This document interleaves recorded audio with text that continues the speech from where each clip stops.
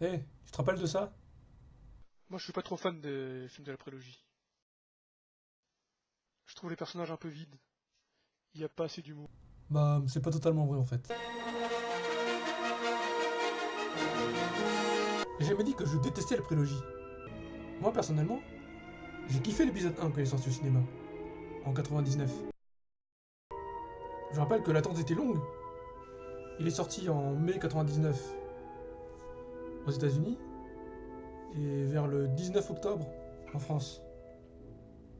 J'ai joué au jeu l'épisode 1 sur PC. Droid, servant of the Trade Federation. We must escape. Et j'ai lu ce roman en grand format sur les éditions Presse de la Cité avant de voir le film. Donc je connaissais déjà l'histoire. Je me suis même procuré toutes ces figurines qui ont toutes un socle métallique avec une puce dedans pour le lire sur un lecteur. Listen, the explosive words and sounds of the Star Wars Comtech system. Imagine yourself in the movie. I sense a disturbance in the Force. May the Force be with you. Bon, j'ai jamais pu me procurer ce lecteur. C'était un petit peu cher à l'époque. Bref, c'est pas important. Mais je me rappelle qu'à la sortie de l'épisode 1, beaucoup de gens ont critiqué ce film. Et je comprenais pas pourquoi. Parce que pour moi, ce film, il apporte de la nouveauté à Star Wars. La planète Naboo.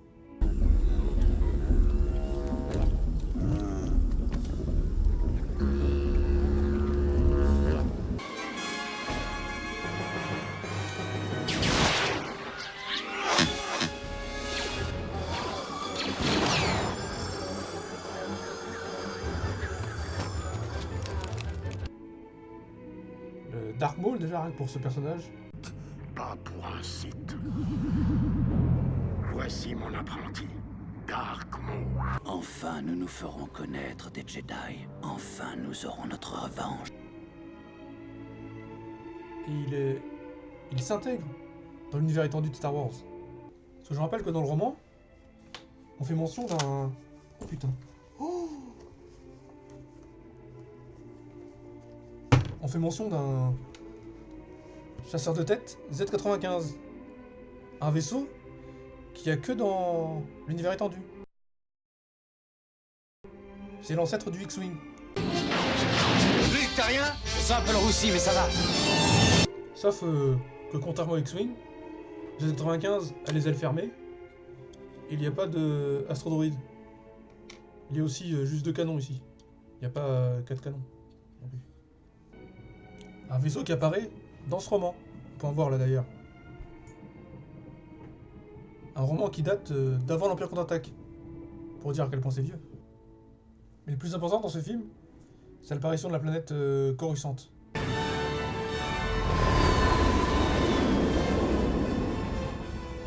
Coruscant. La planète entière est une immense ville. Le chancelier Valorum est là. C'est sa navette. Et regarde, le sénateur Palpatine nous attend. Une planète qui a été créée par Timothy Zahn dans le roman L'héritier de l'Empire, en 91. L'une des pierres fondatrices de l'univers étendu. Oui, je sais, la planète Coruscant a déjà été intégrée en 97 dans l'édition spéciale du Retour Jedi.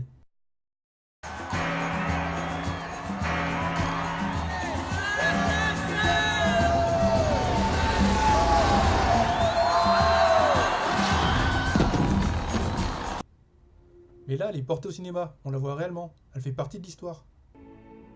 C'est d'ailleurs la planète où il y a le Conseil des Jedi. Qu'il s'agissait d'un seigneur Sith. Impossible. Les Sith ont disparu depuis près de 1000 ans. Une invention de la prélogie. Parce que, dans la trilogie originale, on fait mention des Jedi, on sait qu'ils ont existé pendant l'Ancienne République. L'arme noble d'une époque civilisée. Pendant des centaines de générations, l'ordre Jedi a su défendre et garder la paix et la justice dans l'Ancienne République. Bien avant les jours sombres et l'avènement de l'Empire. Mais on sait pas comment ça se passait. Coruscant, c'est surtout le cœur de la République. C'est là où il y a tous les sénateurs de toute la galaxie. Je refuse de la différer. Je suis venu vous voir pour que cette attaque cesse dès maintenant. On ne m'a pas élu pour que je laisse mon peuple souffrir et mourir pendant que vous discutez de cette invasion en commission. Et qui dit sénateur dit sénateur Palpatine. Qui est en réalité... Oh, spoiler alerte, Dark Sidious. Quant à toi, jeune Skywalker, nous suivrons ta carrière avec le plus grand intérêt. Vous êtes le Seigneur Noir des Sith.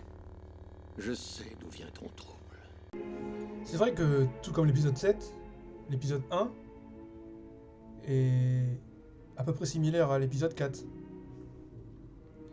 Mais contrairement à l'épisode 7, l'épisode 1 arrive à camoufler tout ça.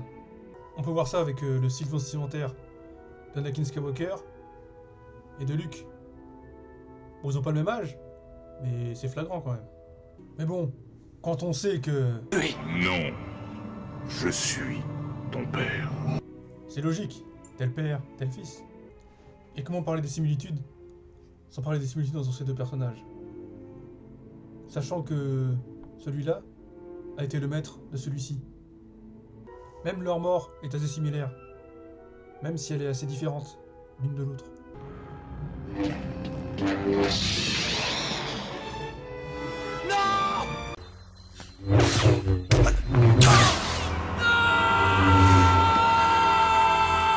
Alors que dans l'épisode 7, on a droit à...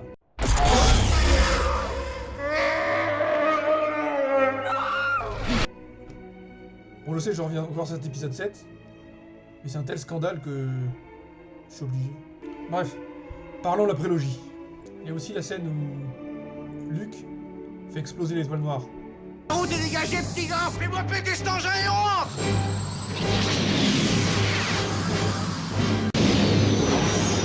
5, 4, 3... Il y a une petite similitude à la version où Anakin fait exploser le vaisseau de la Fédération du Commerce.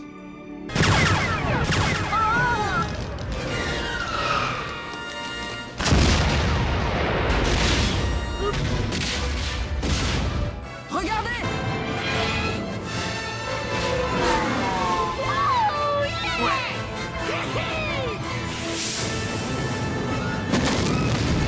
Mais hormis ces quelques similitudes, l'épisode 1 est totalement différent de l'épisode 4. Il n'y a pas ce côté aventure spatiale. C'est plus une histoire historique. On raconte comment ça s'est passé pour en arriver à l'épisode 4. Il y a aussi certaines similitudes entre l'épisode 2 et l'épisode 5. Sois mon allié, et je terminerai ta formation.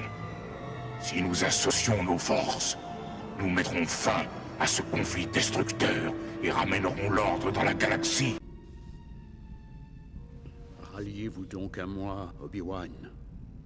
En nous unissant, nous pourrons anéantir les Sith. Jamais je ne me rallierai à vous, Dooku. Notamment...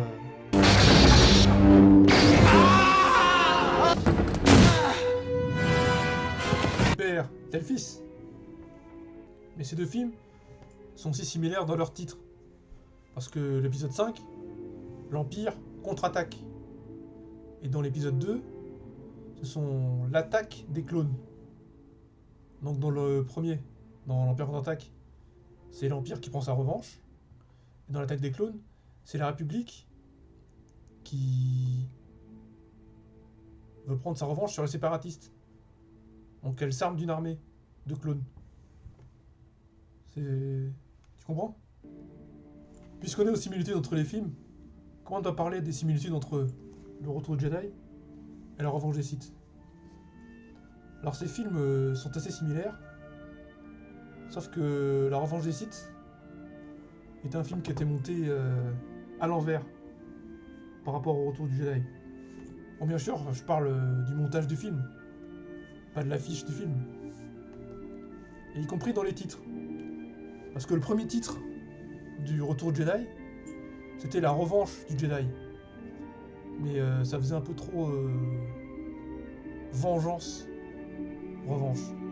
Du coup, George Lucas a opté pour le titre Retour du Jedi. Et donc, pour la création de l'épisode 3, il est revenu sur son titre et a créé La Revanche du Jedi des Sith. Puisque les Sith sont les méchants de l'histoire, au cas où t'as pas compris. Les épisodes de la prélogie ont contribué à créer l'univers de Star Wars.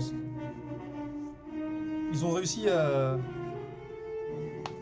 créer, sans le vouloir, les jeux vidéo KOTOR, Knights of the Old Republic, qui eux s'inspirent eux-mêmes des bandes dessinées La Légende Jedi, qui eux ont été créés avant les films de la prélogie. Eux-mêmes, les jeux vidéo KOTOR ont contribué à faire les bandes dessinées KOTOR. Et la prélogie elle-même a contribué à faire les romans Darkbane, qui se passent 1000 ans avant la prélogie, qui explique la chute des Sith, dont parle le Conseil des Jedi. Et les jeux vidéo KOTOR ont contribué à faire ce jeu. Le jeu online de Knights of the Old Republic. Ce que Disney a tout effacé. Car l'épisode 7 n'apporte rien à Star Wars. C'est ça qu'il faut comprendre. C'est ça que les gens ne comprennent pas. Parce que quand tu regardes ça, on m'a offert cette bande dessinée. Et je comprends pas ce qu'il y a de bien là-dedans. Faut qu'on m'explique parce que j'arrive pas à comprendre. Il y a aussi un truc que j'ai oublié de dire. C'est que dans les romans la trilogie Han Solo, on apprend que Boba Fett s'appelle en réalité Jaster Merrill. Et un truc qui a été totalement effacé dans le film, l'épisode 2, L'attaque des clones. Parce qu'on apprend que Boba Fett s'appelle réellement Boba Fett. C'est juste le clone de Jango Fett. Mais seulement, on apprend dans cette bande dessinée que Jaster Merrill était le Mandalorien qui a recruté Jango Fett. Donc du coup, tout s'emboîte. Et c'est ça l'univers étendu. C'est ça que Disney a subtilement effacé. Ok ? Loin de moi l'idée de critiquer les prochains films, l'épisode 8 et l'épisode 9. Je ne connais pas l'histoire, je sais pas ce qui va se passer. Mais j'arrive pas à adhérer avec l'épisode 7. Je peux vraiment pas. Et c'est hypocrite de Disney de dire que on va faire mieux que la prélogie. Parce que la prélogie était bien en soi déjà. Mais par contre, ce qui je trouve dommage, certaines personnes ont commencé par l'épisode 1, 2, 3 et n'ont pas voulu continuer. Parce qu'elles ont été déçues à la fin du 3. Alors que le vrai Star Wars, pour moi, c'est 4, 5, 6. La trilogie originale. En fait, faut pas voir la prélogie comme un début, mais comme un spin-off de Star Wars. Le vrai Star Wars, c'est 4, 5, 6. La Guerre des Étoiles, Empire contre-attaque, et le Retour du Jedi. Enfin, quand je dis la Guerre des Étoiles, c'est un nouvel espoir. Faut voir la prélogie comme le premier spin-off de Star Wars, avant Rogue One. C'est ça qu'il faut comprendre. Bon. Je crois que j'ai dit tout ce que j'ai besoin de dire. Salut!